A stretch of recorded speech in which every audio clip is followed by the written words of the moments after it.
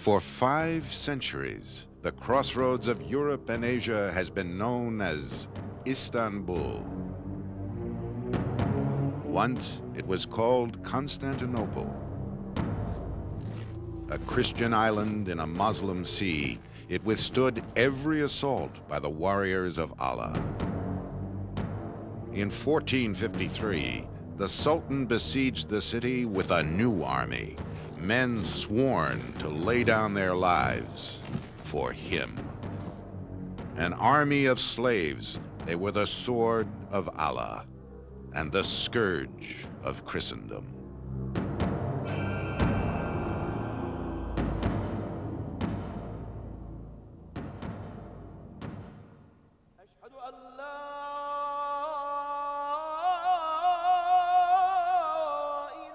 In the 15th century, Christian Europe stared into the face of unholy terror.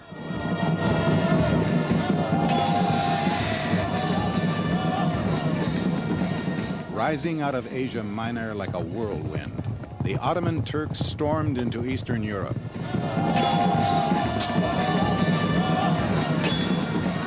City after city fell, Christians trembled, and the Pope called for a new crusade against the heretics of Islam.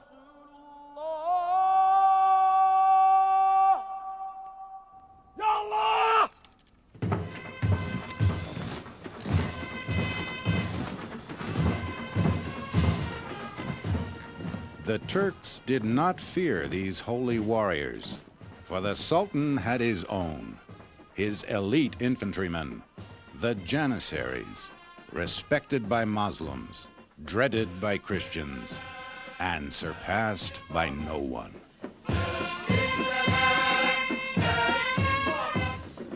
Bukri Haydar was a Janissary, a slave, the personal property of the Sultan. Islamic law forbade enslaving Muslims, but not infidels. A 14th century sultan spared the lives of Christian soldiers taken as prisoners of war in return for their unswerving loyalty. Legend has it that a holy man dubbed them Janissaries, the new troop, destined to spread terror wherever they went. These were the first Janissaries. Whenever the Turks invade foreign lands and capture their people, an imperial scribe follows immediately behind them, and whatever boys there are, he takes them all into the Janissaries and gives 5 gold pieces to each one and sends them across the sea.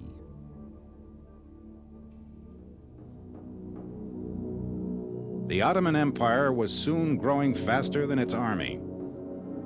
In 1438, the Sultan levied a tax on every Christian family under his rule.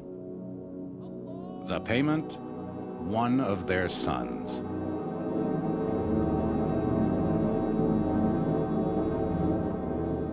Every 5 years, the Sultan's representatives scoured the countryside to collect the tax. He could not take an only son nor a gypsy, since gypsies were considered unreliable, but any other healthy boy between 8 and 18, like Bukri Haydar.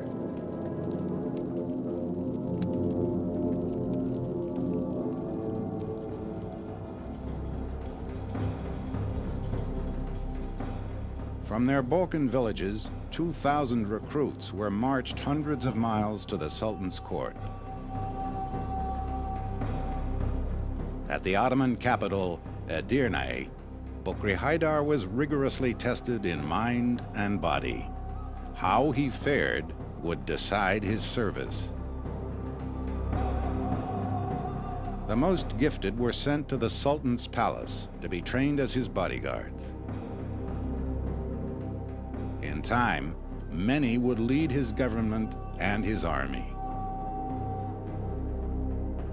The majority of slave boys were destined for the rank and file of the Janissary Corps. Bukri Haydar was first sent to the estate of a Turkish noble to work as a farmhand. There, he learned the Turkish language and faith surrendering his Christian name for a Muslim one. 3 or 4 years later, he returned to Edirne to learn a trade: masonry, carpentry, or blacksmithing. The future leaders of the Janissary Corps had a stricter education. Supervised by the chief eunuch, the boys were kept at the Sultan's palace under lock and key.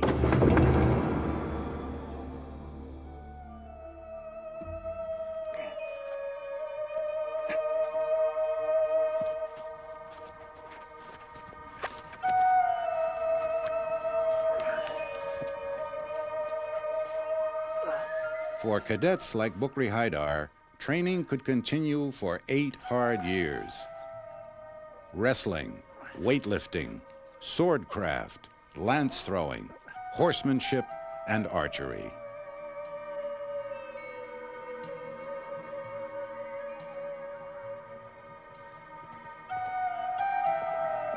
They have the adroitness to shoot their arrows so very accurately that they hardly ever fail to hit man or horse.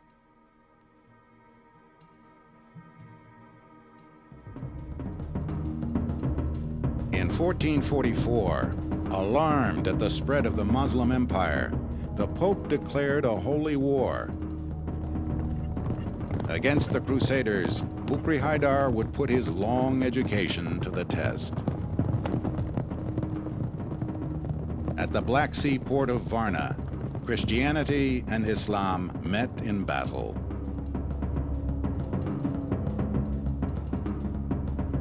The Christian leader, the King of Hungary, formed his lines. On his right, mercenaries and French knights. On his left, soldiers led by Vlad II, the father of Count Dracula. Across the field, the Sultan likewise placed himself in the center with his trusted Janissaries. The Janissaries before him, and behind them the camels, and a trench is made up all around, and a rampart heaped up next to it.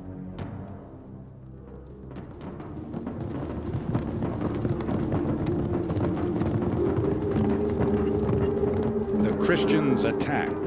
They charged the Turkish right so fiercely that the line broke.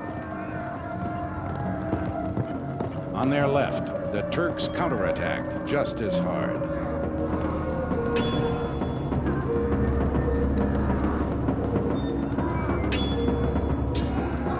The battle went on until the afternoon, and heads rolled on the field like pebbles. By evening, weakened and facing defeat, the Ottoman army took flight. Only the Janissaries remained. The Janissaries sought out a place at the foot of the mountains among some gorges and tall heather, so that the enemy could not notice that there was any trench before them. And leaving the first trenches, they pretended to take flight.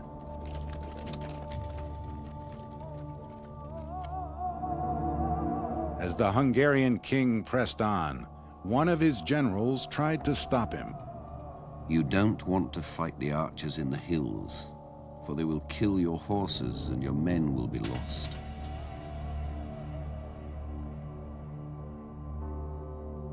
No 2 Janissaries carried the same weapons, save for the bow.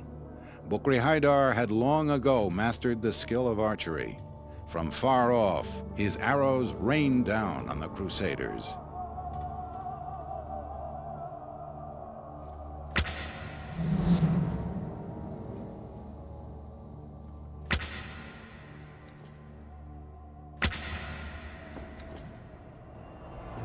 The king marched straight upon them, wanting to crush them swiftly. Thus, this gorge became completely full of cavalry.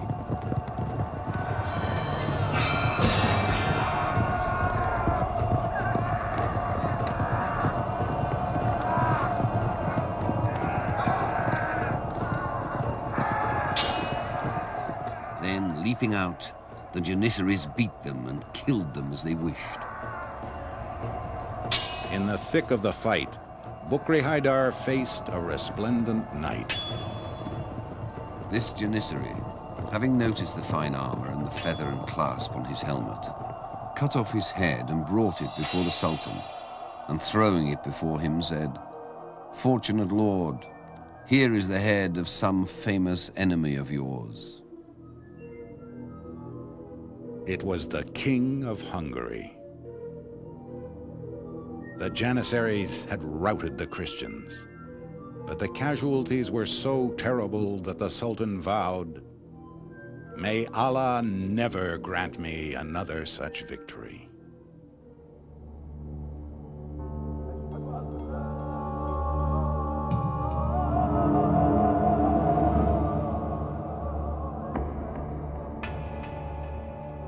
Bukri Haydar was rewarded with promotion. Returning to his barracks, however, he lived a monastic life. As a slave, he was forbidden to drink, gamble, or marry. All his time was spent training for war. Better prospects would come only by distinguishing himself before his master, the Sultan. They have their task in common. At night to lie near the Sultan and take the night watch silently. Rain or snow, winter or blizzard, each must remain in his place. Each night 50, and 100 when necessary.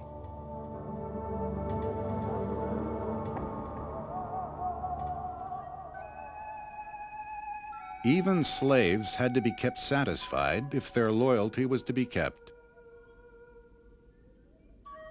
Bukri Haydar received an allowance for weapons, a bonus whenever a new sultan took power, and his regular wages. Wages are paid by the imperial court every quarter year in full and without fail, and it also gives them clothing once a year. The Sultan's money was well spent. Fear preceded the Janissaries. Victory followed. Their very music, crashing cymbals and pounding drums, was dreaded. Unstoppable, they swept through the Balkans like a scythe. Bukri Haydar served under a corporal in a squad of 10, with its own pack horse, tent, and treasury. They are diligent and get up early in the morning. They are frugal when on the road and live on only a little food, a little badly baked bread and some raw meat. Their camps were well kept, their latrines well ordered, their ranks well disciplined. Cowardice, disobedience, and desertion were punished by death. Yet so devoted were the Janissaries to Allah and each other that it was said 10,000 of them could be led by a thread.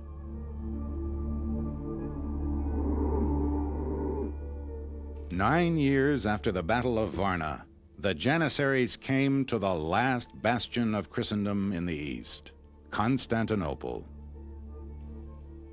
Like his forefathers, the new Sultan, Mehmet II, had long eyed this prize. 30 years before, his father had tried to take the city and failed. Mehmet would prepare better. In March 1452, Mehmet Bey the Turk set about building a fine castle 6 miles from Constantinople, towards the mouth of the Black Sea. It had 14 towers, of which the 5 principal ones were covered in lead and very strongly built. And it was made for the express purpose of taking the city of Constantinople. Towering over the straits of the Bosporus, this citadel blocked any ship from sailing into Constantinople. The Turks called their new fortress the Throat Cutter. Surrounded and outnumbered, the defenders of Constantinople placed their trust in a double wall 100 feet wide, surrounded by a moat. Against the Turks, it had always proved impregnable. By sea, the city was protected by only a single wall, but it too was unapproachable. A heavy iron chain, slung across the narrow stretch of water called the Golden Horn, sealed off the harbor from Turkish vessels. On April 2nd, 1453, the first troops came into sight of Constantinople. The Sultan approached and placed his forces so that they extended from one sea to another. On a hill near the city, the Sultan made his camp, ringed by thousands of his warriors. The ground was completely invisible, being covered with Turks, particularly the Janissaries, who were the fiercest of all the Turkish soldiers.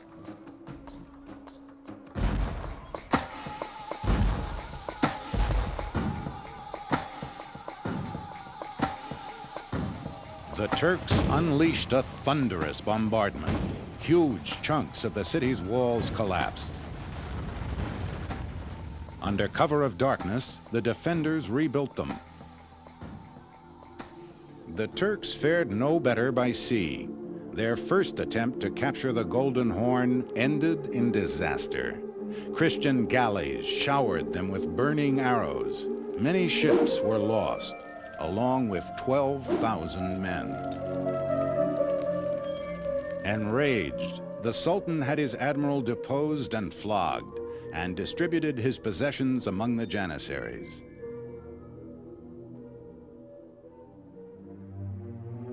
As dawn broke on April 22nd, the Christians in Constantinople witnessed an act of sorcery, boats sailing on land.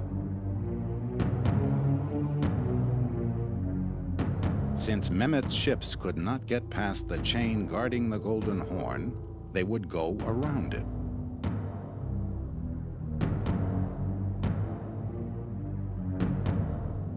With horror, the Christians watched as the Turkish fleet slithered into their harbor.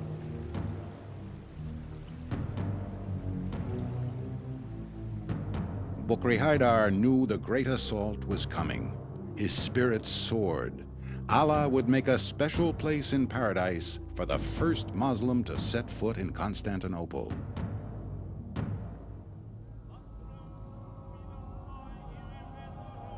All night, the Janissaries prayed and celebrated.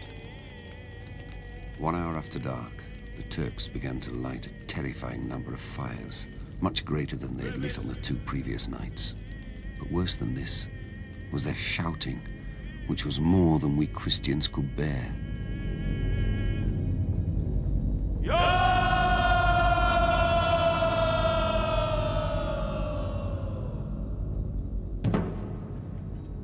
At dawn, they heard a chilling sound. The Janissary musicians beating out the march of attack.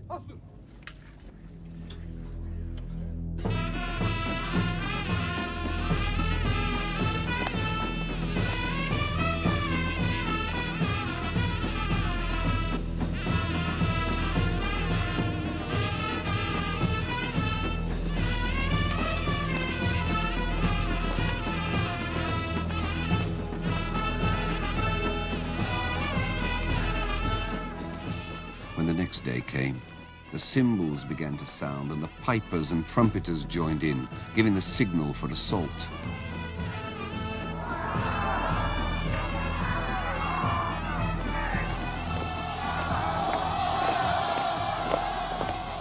After several hours of desperate fighting, the first wave gave up, exhausted.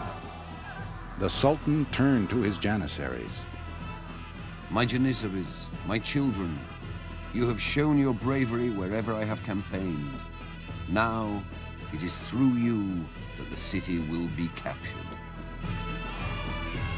All now hung on them. They advanced, not rushing like the others, but keeping their ranks in perfect order in the face of arrows and stones, unbroken. undaunted. The Sultan himself rode out with a great array of troops.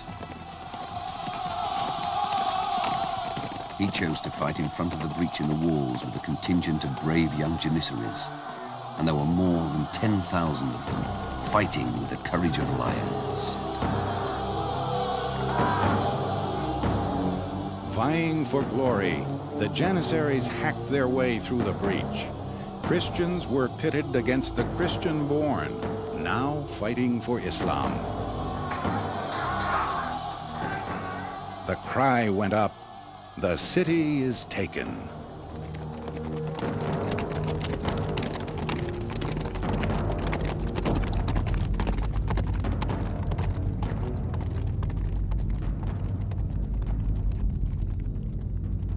Having won honor, the Janissaries now sought plunder. Decades later, the Turks would still refer to men who owned wealth above their station as one who took part in the siege of Constantinople. The Sultan moved the Ottoman capital to Constantinople, renamed it Istanbul, and ushered in a golden age for the empire.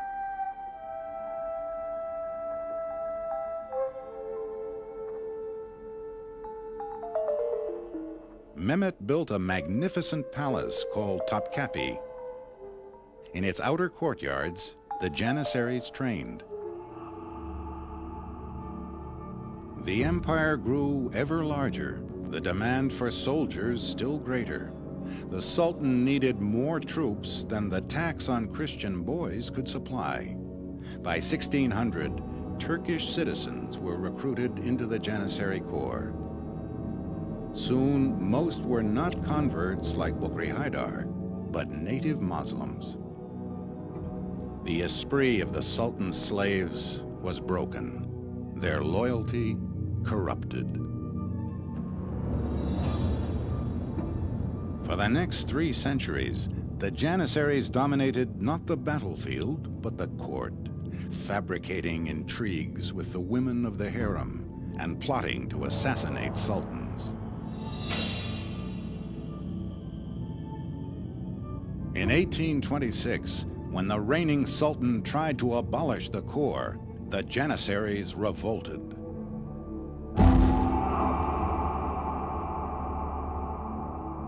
The sultan retaliated by wheeling his cannon up to their barracks and opening fire. Most of the Janissaries were killed. The rest were taken to the public square and executed. What the Sultan had created, he destroyed. An army of slaves serving no one but him.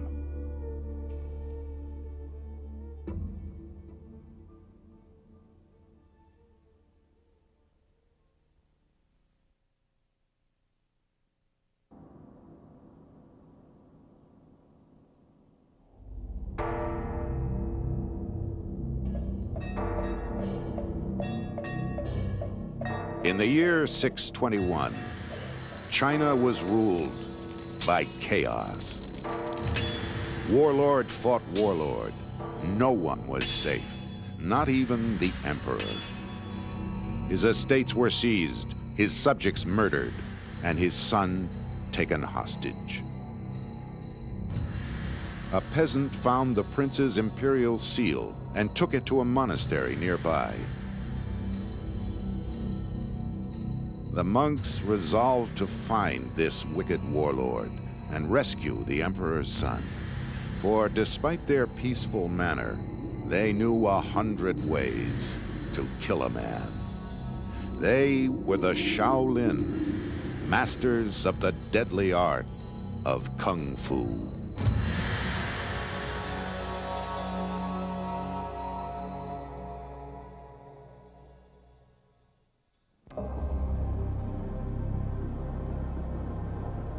At the foot of the Songshan Mountains in central China lies a holy temple where monks learn to kill. In the 7th century, the Shaolin monastery became known for the hardest training of mind and body ever devised. A monk practiced every day, without fail, in rain or heat or snow. At day's end, he would be bruised and bleeding. In time, his fists became as hard as iron. His body could bear the blows of a staff without flinching. He could kill a man with the palm of his hand. This monastery housed a paradox: pacifists who had mastered Kung Fu.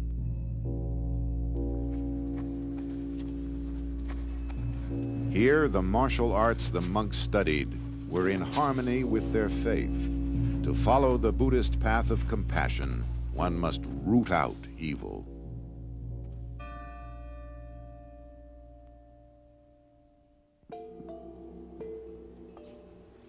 Many families sent their sons to the Buddhist monastery to become learned monks and masters of Kung Fu.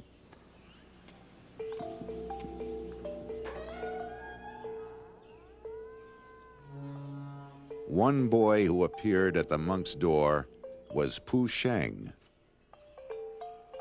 But it was not easy to gain entrance. Choosing a master involved showing a measure of great respect, often to the point of begging while on one's knees.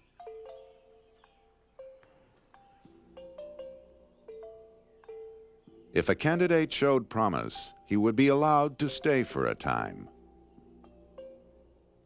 The masters agreed that Pu Sheng possessed the proper spirit for a warrior monk.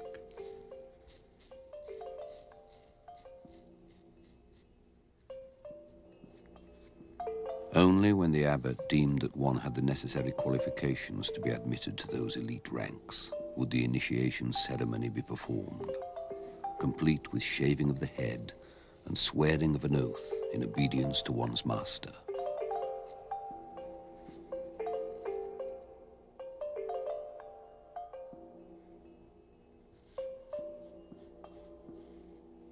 The Shaolin Monastery was built in 495 AD beneath the Songshan Mountains in what would become Henan Province. Legend traces the origins of these warrior monks to the year 527, when a monk named Da Mo traveled from India to Shaolin.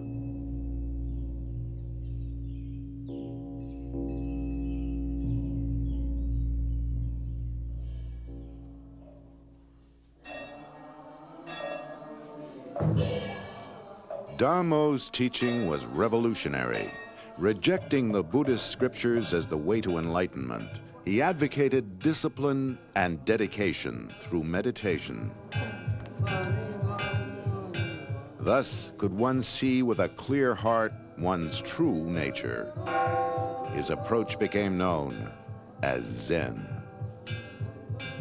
A special tradition outside the scriptures, not to depend on books or letters, to point directly to the heart of man, to see one's own true nature and become Buddha.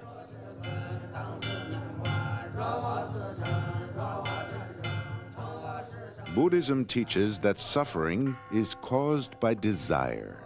Zen teaches one to empty the mind of desire.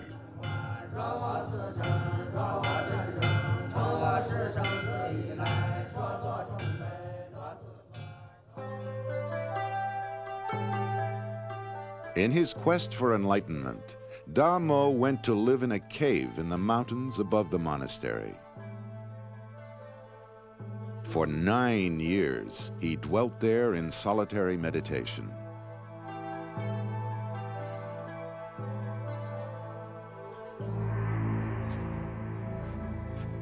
During this time, to relieve fatigue, he took up daily exercise.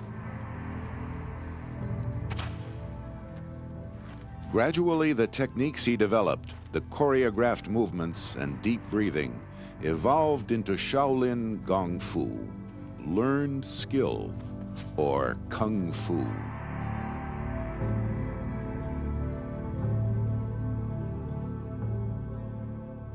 Following his example, all the monks of Shaolin soon undertook ritual exercise.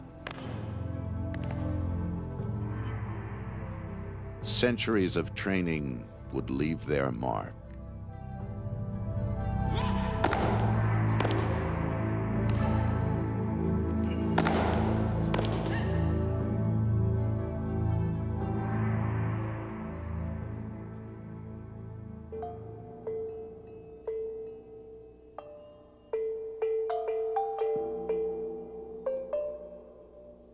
Having been accepted into the temple, Pu Sheng began his long apprenticeship by swearing to the 3 rules and 5 disciplines of the Shaolin Temple. Thou shalt worship the Buddhist idols. Thou shalt believe in the Buddhist law. Thou shalt respect your masters and fellow disciples. Thou shalt not kill. Thou shalt not steal. Thou shalt not indulge in debauchery. Thou shalt not lie. And thou shalt not drink.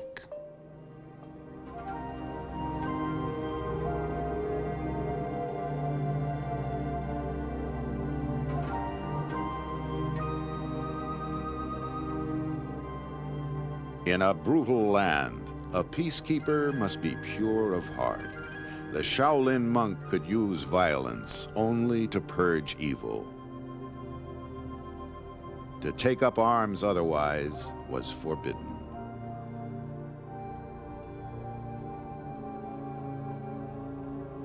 The main aim of those who train in this art is the promotion of health and strength. One must not use it rashly in the solving of daily problems.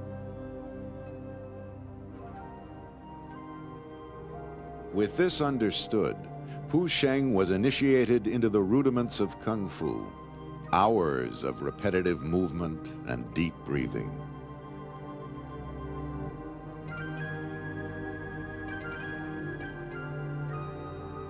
Part of Pu Sheng's schooling was learning the history of Shaolin.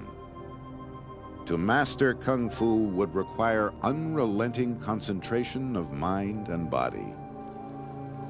A lesson reinforced by his master with stories from the past.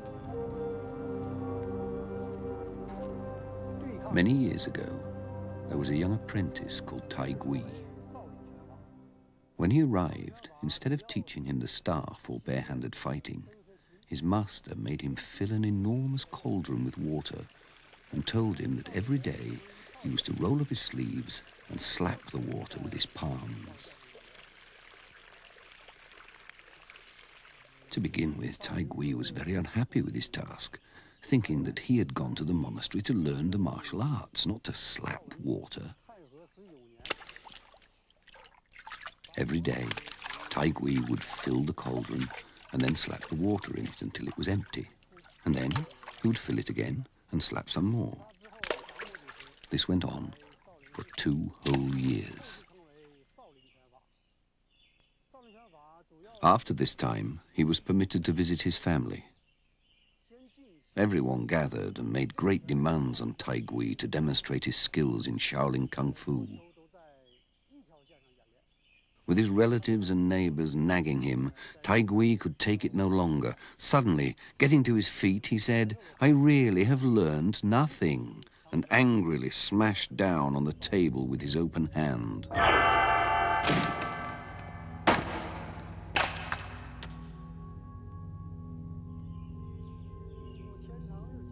The force of the blow was so great that with a crack, the solid wooden table splintered and collapsed.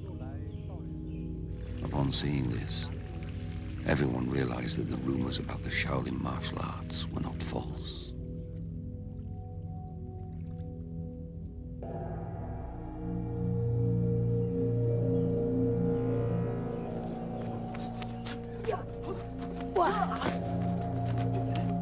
Sparring with the other young monks, Pu Sheng learned a bare-fisted style of boxing that combined defensive blocks with deadly strikes.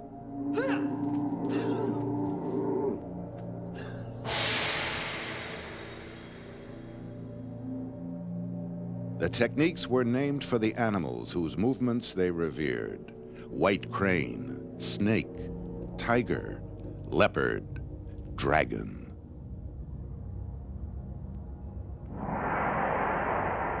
Hidden in the inaccessible mountains, or coiled in the unfathomable depths of the sea, the great serpent awaits the time when he slowly rouses himself for activity. He unfolds himself in the storm clouds and washes his mane in the blackness of seething whirlpools.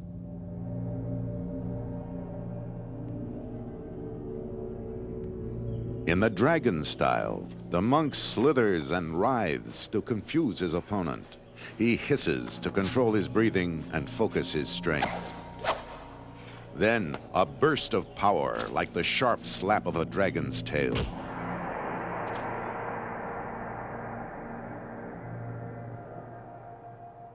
In the white crane style, the monk is always moving, ceaselessly attacking, imitating the birds pecking, clawing, and flapping. He aims his blows where his opponent is weakest: the eyes, the neck, the armpits, the groin. With a grip of his fingers, he can disable his foe.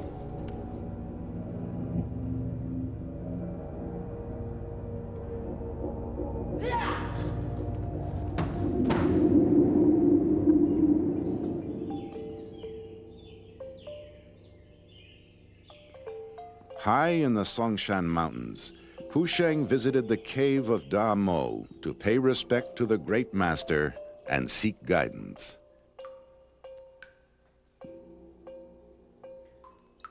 Sleep with the body bent like a bow. Walk swiftly like the wind. Sit like a bell. Stand firm like a pine.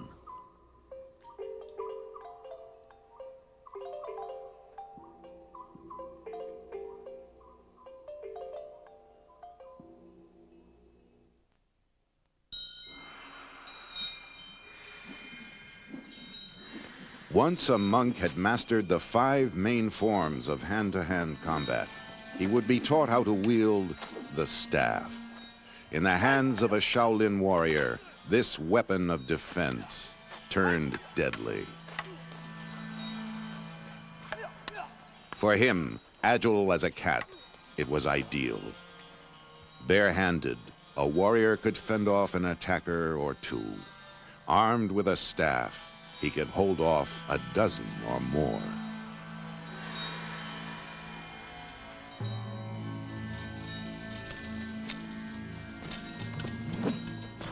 Brandishing the staff, a monk moved like yet another animal, the monkey.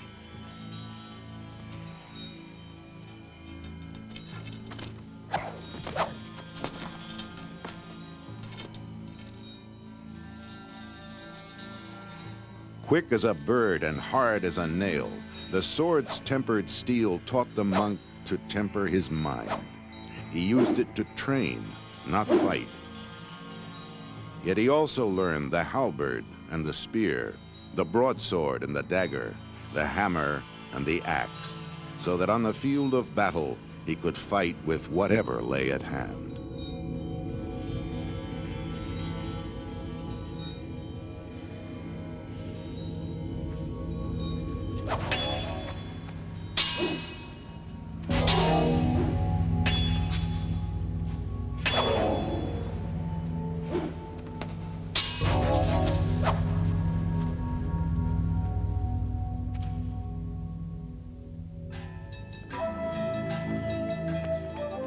In the year 621, the time had come for Pu Sheng to put his skill to the test. A cruel warlord had kidnapped the emperor's son, Li Shiming.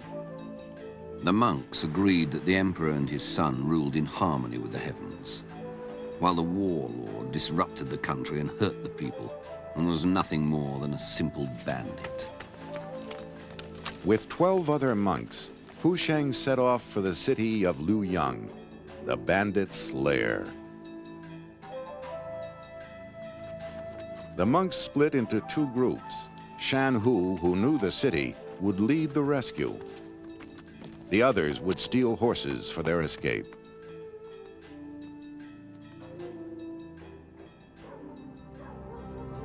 Inside the city, their path was blocked.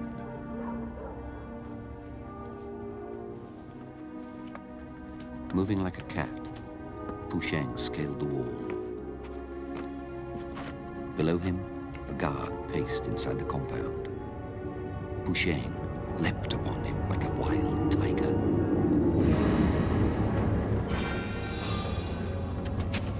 Outnumbered, knowing they would fight to the death if caught, the other monks followed. Tell us where they keep the prisoner, but guard what you say. One lie, and I will twist the head from your shoulders. They found Li Shuming's cell. He was unconscious, but alive.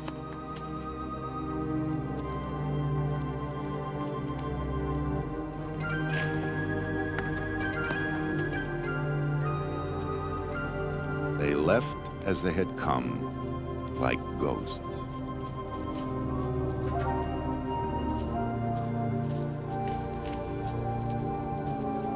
The other monks had broken into the stables and stolen horses. With Li Shimin, they broke out of the city and rode for the bridge. The monk Tanzong had stayed behind to kidnap the warlord. Instead, he found the warlord's general in a house of pleasure.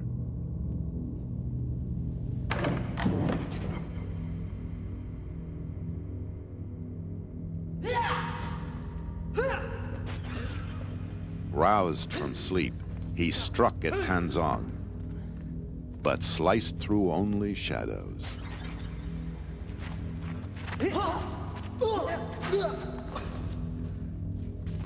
With the speed of a snake's tongue, Tanzong struck him to the ground.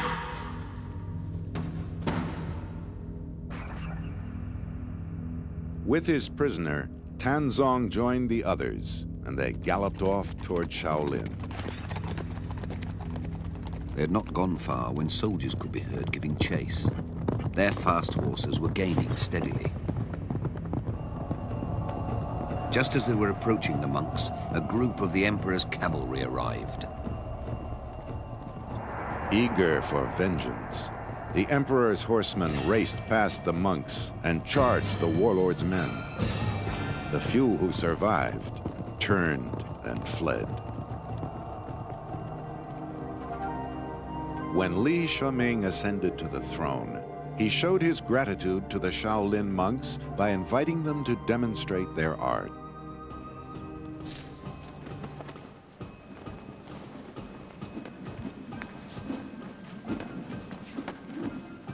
The monks performed with brilliant skill and precision. The crowd was standing, riveted to the spot in silent fascination. And the only sound was the hiss and clink of the monks' weapons.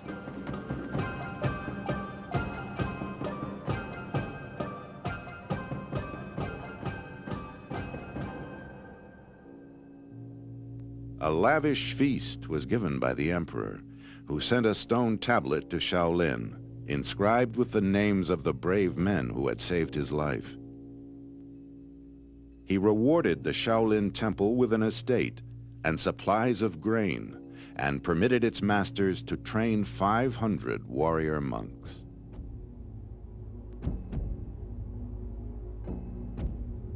In centuries to come, the monks would be beseeched time and time again to defend emperors and peasants alike. In 1553, 40 monks armed with staffs routed a band of Japanese pirates.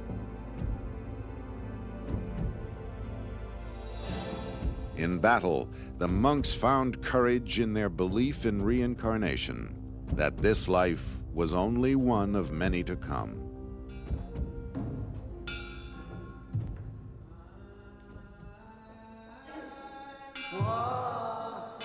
After each campaign, the monks returned to their simple life within the Shaolin temple, true to the humble lessons of Buddha.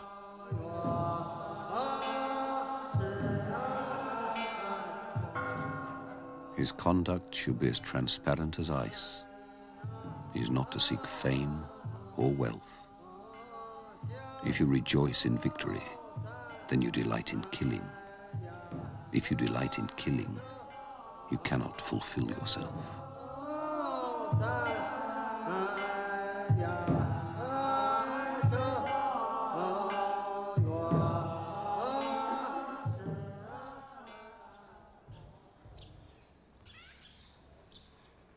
After many years of study and training, a monk would set out to wander in the land, as the great master Da Mo had done. Each traveled with only a few possessions: his robes, his razor, and a wooden bowl.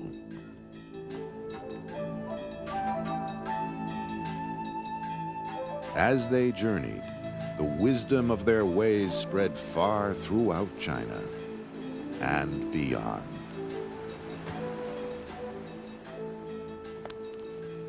Let him be trained in mind and body by walking over the mountains and fording the rivers. Let him befriend men wise in the law of Buddha. Let him brave the snow, tread on the frosty roads, not minding the severity of the weather. Let him cross the waves and penetrate the clouds, chasing away dragons and evil spirits.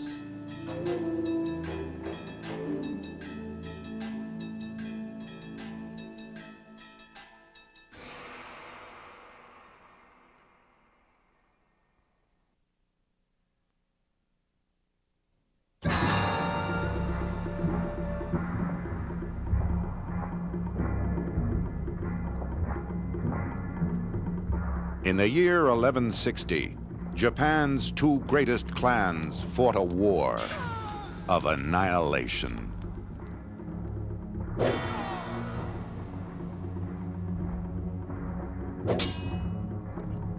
The leader of the Taira clan gathered his soldiers to hunt down his bitter rival, the Minamoto.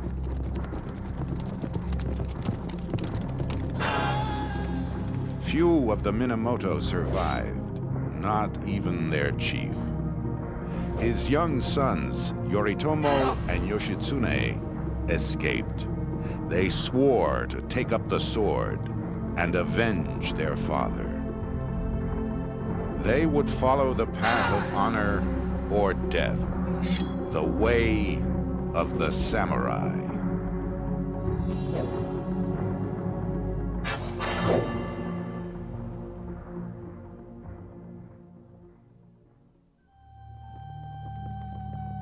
There is a way of bringing up the child of a samurai.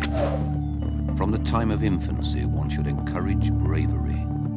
If a person is affected by cowardice as a child, it remains a lifetime scar. The boys Yoritomo and Yoshitsune were born into a samurai family and a way of life ruled by honor.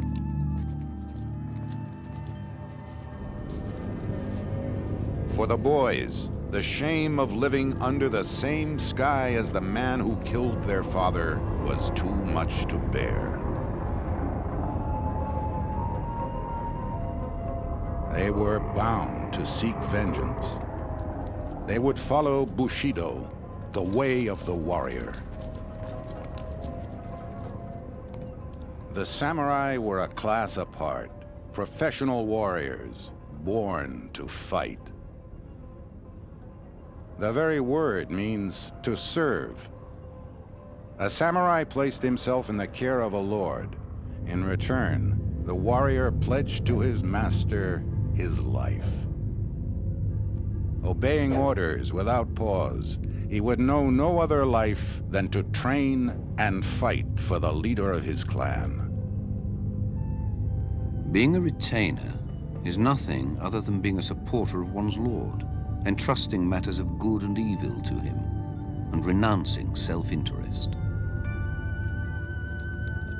Only 6% of the Japanese were samurai, and they intermarried to maintain their privileged stock. Over the centuries, from bands of landowning warriors scattered across Japan, the clans of samurai evolved. Yoritomo and Yoshitsune were born into the powerful clan of the Minamoto.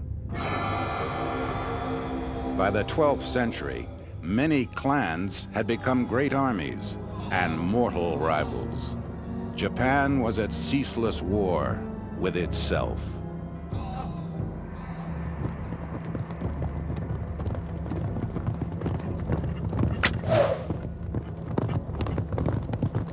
Yoritomo and Yoshitsune began to learn the way of the samurai. The warrior's closest ally was his horse. The boys first learned to master it.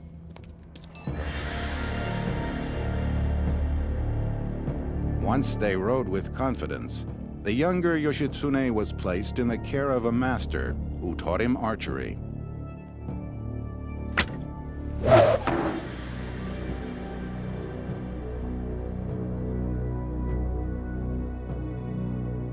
The samurai bow was sturdily made of strips of bamboo bound with rattan. 6 to 7 feet long, it was held 1/3 up from the base, so it could be easily maneuvered.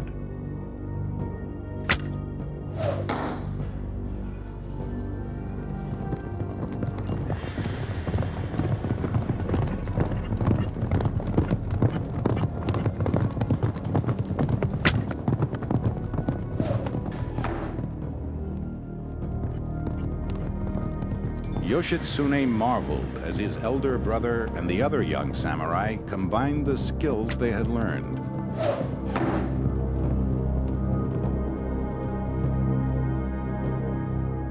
Destined to lead the Minamoto, the brothers were now separated for their safety and sent away to finish their training for war.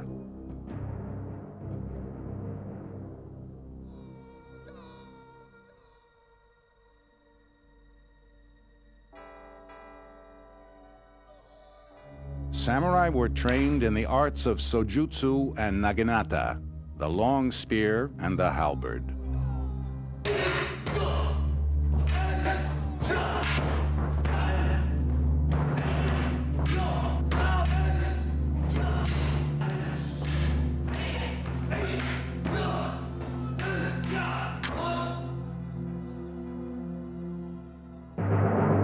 But the ultimate skill of the samurai was kenjutsu, the art of swordsmanship.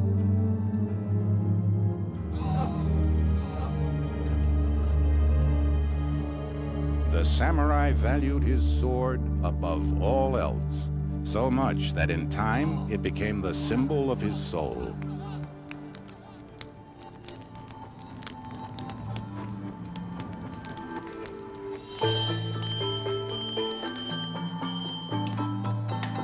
No craftsman was more esteemed than the swordsmith. His profession was more religion than craft. He dressed like a priest and purified himself before purifying his steel. A hard steel sheath encased the softer core, making the sword stronger, yet more flexible than any of its day. The blade would be beaten, ground, and polished to the sharpest edge known to man.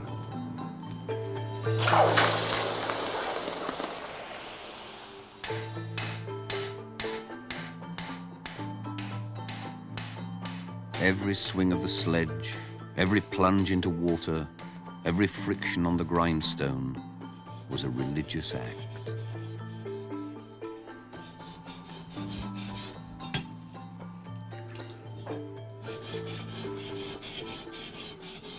The samurai carried his sword in a finely lacquered scabbard. When he drew the brilliantly polished blade, light shone in waves all along it. Its cold blade, collecting on its surface the moment it is drawn the vapors of the atmosphere. Its immaculate texture, flashing light of bluish hue. Its matchless edge, upon which histories and possibilities hang.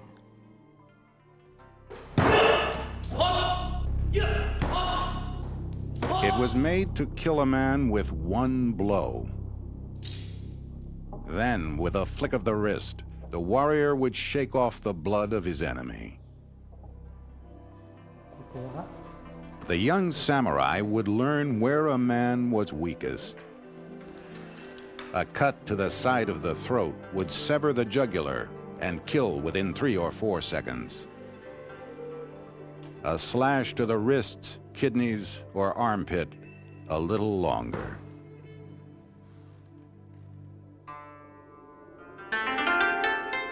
The samurai's life was like the cherry blossoms, beautiful and brief. For him, as for the flower, death followed naturally, gloriously. The way of the samurai is found in death. Every day, when one's body and mind are at peace, one should meditate upon being ripped apart by arrows, spears, and swords. And every day, without fail, one should consider himself as dead. No samurai sought death, but all trained to accept it and numbed their hearts to fear.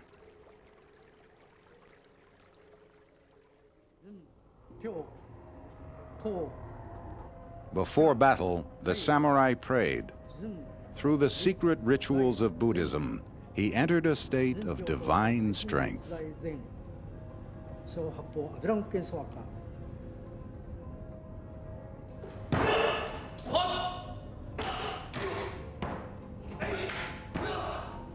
It is said that on the battlefield, if he wills himself and day and night hopes to strike down a powerful enemy, he will grow indefatigable and fierce of heart and will manifest his courage.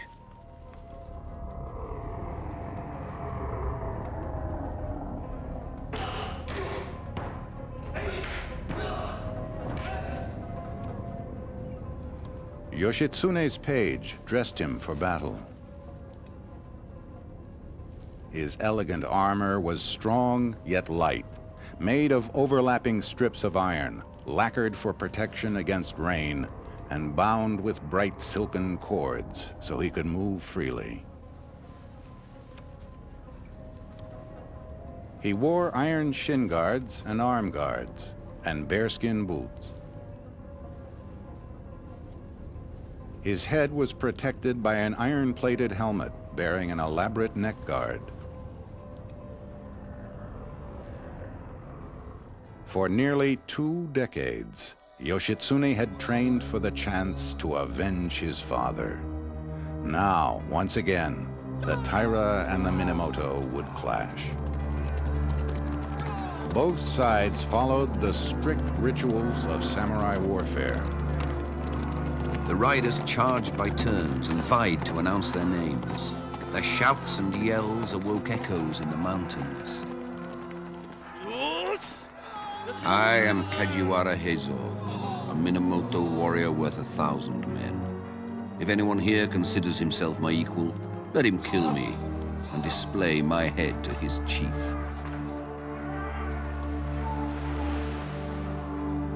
After a day of bloody fighting, the Taira retreated to their boats. Fastening a fan to a mast, they taunted the Minamoto to strike it with a single arrow. Yoshitsune summoned a young warrior famed for his archery. The honor of the clan was in the young samurai's hands. He rowed out into the rough sea and closed his eyes in silent prayer. Hail, great Bodhisattva Hachiman, and the gods of my province. Vouchsafe that I may hit the center of that fan. If I miss, I will smash my bow and kill myself. In answer to his prayers, the sea grew calm.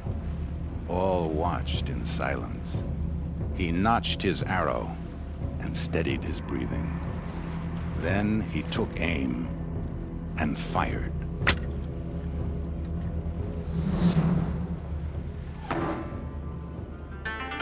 The arrow flew straight to the fan, thudded into it, and cut it loose. For a time, the fan fluttered in the air. Then it fell abruptly towards the sea.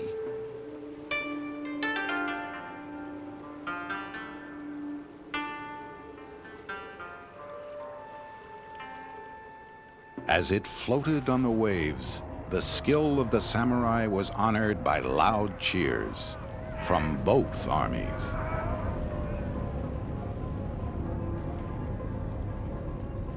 For 5 years, the fighting between the clans wore on. In 1184, Yoshitsune reached a Taira stronghold and a turning point. At Ichinotani, he launched his most daring assault.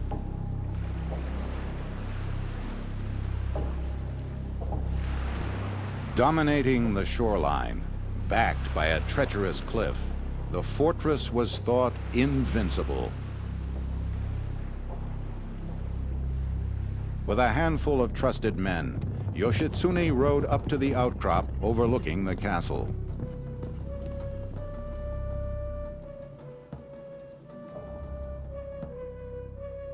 Far below them, the sound of a flute drifted up on the wind.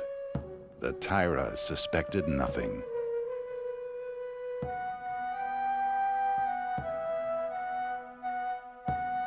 Some listened to the music, a passion of this cultured clan. Others passed the time by playing an ancient board game, Go.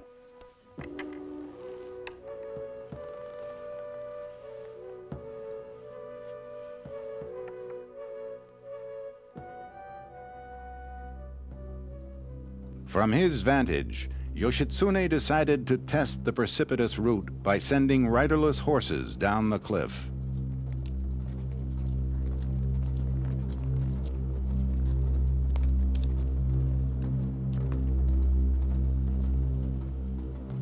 Some of the horses broke their legs and fell. Others descended in safety. 3 of them reached the roof and stood there, trembling.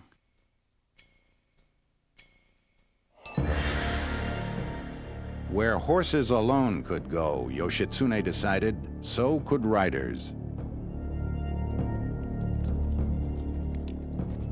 Now the renowned horsemanship of his men would be put to the test.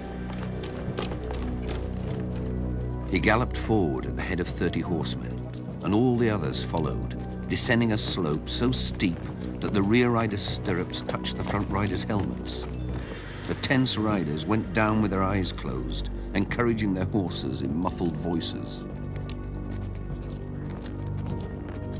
Yoshitsune signaled his warriors down by the shore, the wealthy mounted on horseback, the others on foot. They launched their attack.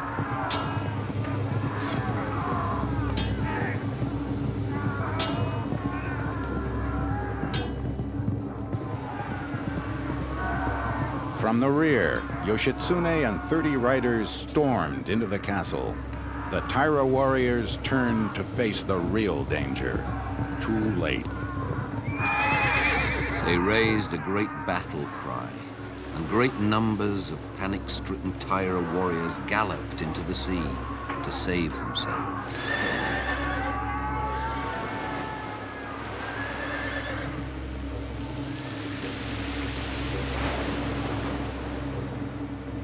A Minamoto warrior by the name of Nozone gave chase. He saw a lone rider splash into the sea. Nozone rode up alongside him, gripped with all his strength, crashed with him to the ground. He pushed aside his helmet to cut off his head. He was 16 years old, a boy, just the age of Nozone's own son. Tucked into his belt was a flute. This was the boy who just hours before had played so sweetly. "I would spare you," he said, holding back his tears. "But there are Minamoto warriors everywhere. You cannot escape. It is better if I kill you than another, for I will offer prayers for you."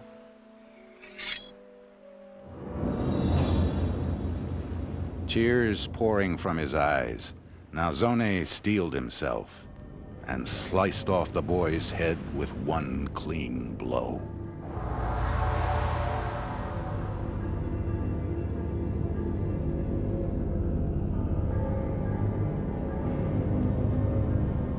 After battle, each samurai gathered his trophies, the heads of the vanquished. Their faces were washed, their hair combed, and the heads laid out with labels naming both slain and slayer, so the lord of the clan could inspect them. Those who brought back the heads of renowned enemies were lavished with titles and estates for their valor.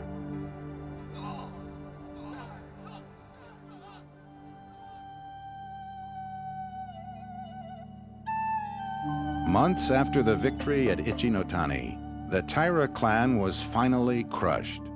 24 years after their father's murder, the brothers had their revenge. Yoritomo, the leader of the victorious Minamoto, was raised to shogun, supreme military ruler of Japan. For his brother, Yoshitsune, the joy of victory was cut short.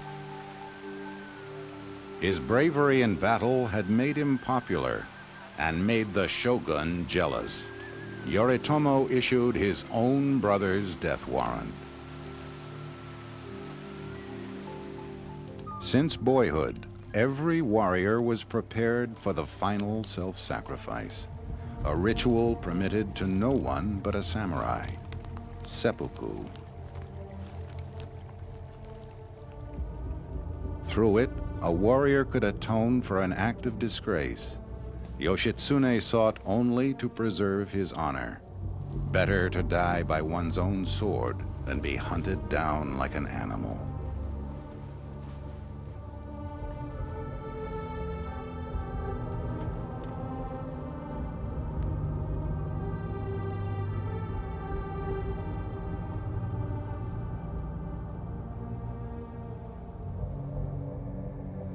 There is but one resolute path for the warrior to take.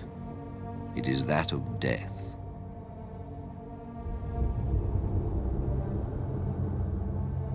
Yoshitsune's page brought him a last drink of sake. Then he presented him with a short sword, its blade wrapped in silk to soak up his blood.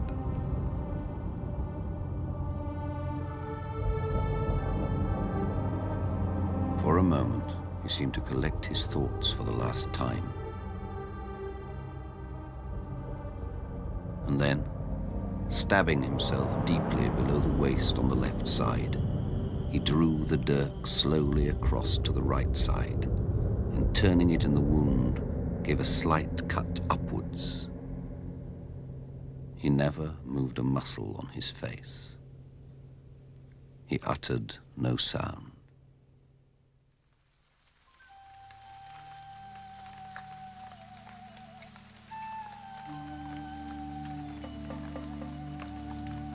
In the 13th century, the samurai embraced a strand of Buddhism known as Zen.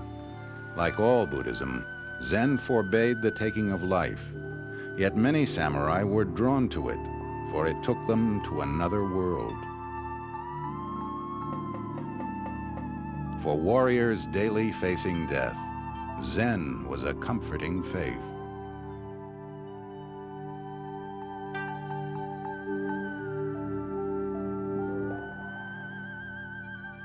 Many samurai who survived into old age became Buddhist monks.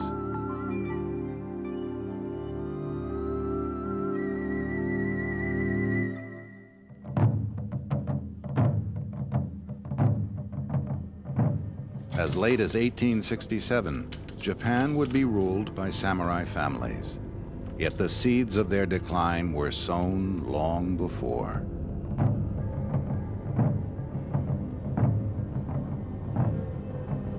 In the middle of the 16th century, Portuguese traders introduced the nemesis of the samurai: firearms.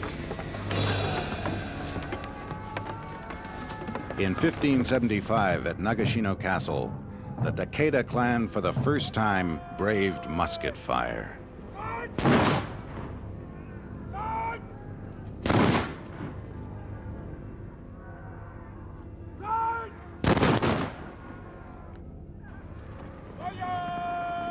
The gun proved mightier than the sword. Thousands of samurai were slain. That day, the rituals of samurai warfare were shattered.